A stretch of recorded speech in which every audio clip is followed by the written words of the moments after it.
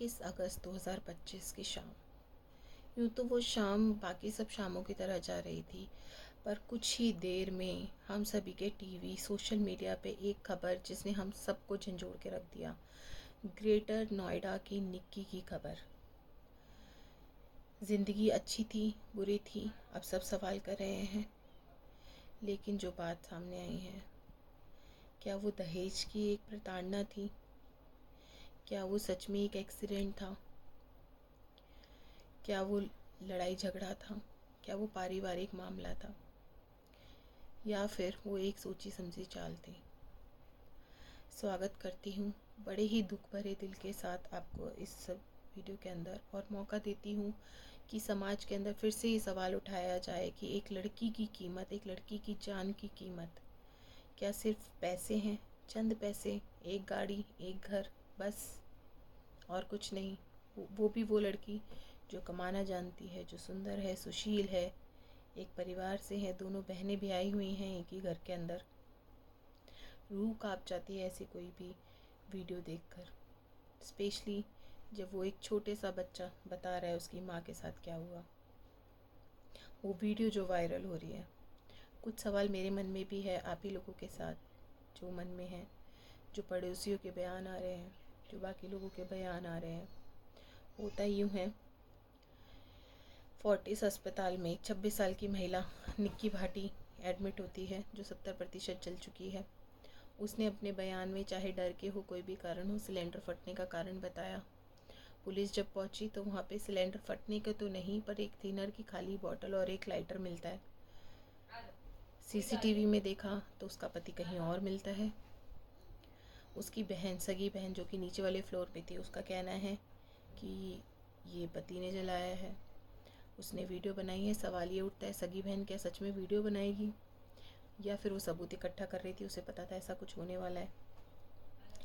जब वो बच्चियाँ अपने माँ बाप को बार बार बोल रही हैं कि वो खुश नहीं हैं, उनसे दहेज मांगा जा रहा है, तो उन पर क्यों प्रेशर डाला जा रहा था कि एक समय आने पर सब ठीक हो जाएगा? कैसे ठीक हो जाएगा?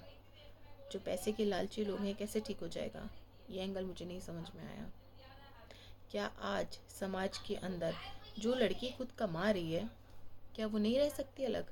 अगर उसके माँ बाप कह रहे हैं, नहीं समझ पा रहे हैं उसकी बात, क्या हमारा स्टैंड लेना उतना स्ट्रॉन्ग अभी भी नहीं है कि माँ बाप ने बोला, समझाया और हम फिर वापस आ गए उस दरिंदगी में, उस नरक जैसे जीवन में?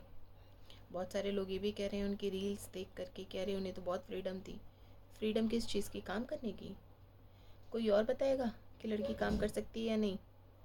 कोई और बताएगा कि लड़की गाड़ी चला सकती है या नहीं चला सकती? जस्ट बिकॉज उनको एक पार्लर चलाने दिया जा रहा है, वीडियो बनाने दिए जा रहा है, तो इसका मतलब ये कि घर पे उनकी पिटाई नहीं होती है?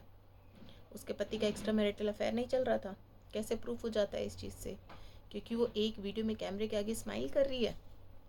कोई इंसान पूरा टाइम सर पकड़ के नहीं बैठता है, वीडियो के आगे नहीं बैठता है। पर पड़ोसी ये कह रहे हैं कि ऐसा कुछ नहीं था। दूसरा एक और एंगल मुझे जो पता चला कि जो उनकी खुद की सगी भाभी है, वो अपने मैके में है। भाई भाभी अलग हो चुके हैं दहेज के कारण। उन्होंने भी बहू से दहेज की डिमांड की थी। अब वो कह रहा है कि मेरे घर में कोई कमी नहीं है। मैंने तो सच्चे दिल से बताऊं, दहेज मांगने वाले वही देखे जिनके घरों में कमियां नहीं होती। एक औरत, एक लड़की का जीवन सिर्फ दहेज लेने और देने पे है? क्यों नहीं माँ बाप बोझ समझेंगे लड़की को? सही बात है, मीना जी ने, बिल्कुल नीना जी ने सही बात बोली है। लड़की पढ़ाओ, लड़की पढ़ाओ। पढ़ा ली लड़की, नाउ व्हाट?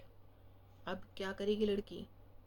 बर्तन धोएगी, काम करेगी, जब परमिशन मिलेगी तब करेगी। आज आपको, मुझे, चाहे आप मेल हैं फीमेल हैं, हमें समाज में सही का साथ देना है। हमें और निक्कियां पैदा नहीं होने देनी है। उनकी भाभी उधर कह रही हैं कि निक्की और उनकी जो बहन है वो उनको पीटा करती थी। यहाँ हमें ये समझने की ज़रूरत है, ये एक निक्की की कहानी नहीं है, ये सोशल नेग्लेक्ट है। इतने बड़े अपराध को, दहेज प्रथा को आम बना दिया गया है। दहेज मांगना, लड़की का पिटना दहेज के लिए एक आम बात है। वहाँ वो अपनी भाभी को पीट रही हैं, फिर वो अपनी ससुराल में पीट रही हैं। नॉर्मल है, जैसे दिन में 3 बार खाना खाते हैं उसी तरीके से नॉर्मल है। इसको नॉर्मल मत बनने दीजिए, आवाज़ उठाइए। गलत गलत होता है। अगर आप आवाज़ नहीं उठाएंगे, अगर मैं आवाज़ नहीं उठाऊंगी, तो समाज में बदलाव नहीं आएगा। आपके और मेरे पढ़े लिखे होने का कोई फ़र्क नहीं पड़ता। इस वीडियो को ज़्यादा से ज़्यादा लोगों को शेयर करिए। मुझे प्लीज़ बताइए कमेंट सेक्शन में अगर आपको इस केस के बारे में कुछ भी पता है। Let's discuss. At least this is the least thing we can do. अपनी मेमोरी को इतनी शॉर्ट टर्म मत बनाइए कि एक न्यूज़ आई, सोशल मीडिया पे चली और 15 दिन बाद भूल गए। वहाँ परिवार भुगत रहा है। अपनी बेटी के लिए ज़िंदगी भर तड़पेगा, वो बहन ज़िंदगी भर तड़पेगी अपनी बहन के लिए।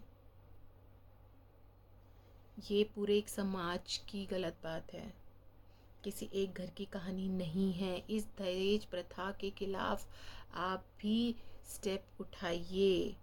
आप सोचते हैं हम दहेज दे रहे हैं, इससे दूसरे को क्या हो रहा है। ये गलत एग्जाम्पल सेट हो रहा है। ये हो रहा है। जो लोग नहीं दे पा रहे हैं या जो लोग इतने लालची हैं कि थोड़े दहेज के बाद भी, शादी के 5 साल 7 साल बाद भी दहेज मांग रहे हैं। मुझे देखिए नहीं पता कि क्या सच में दहेज मांगा जा रहा था। बहुत सारे लोग कह रहे दहेज नहीं मांगा जा रहा था। तो फिर ये दहेज टॉपिक ही क्यों उठ रहा है, कोई और टॉपिक क्यों नहीं उठ रहा है।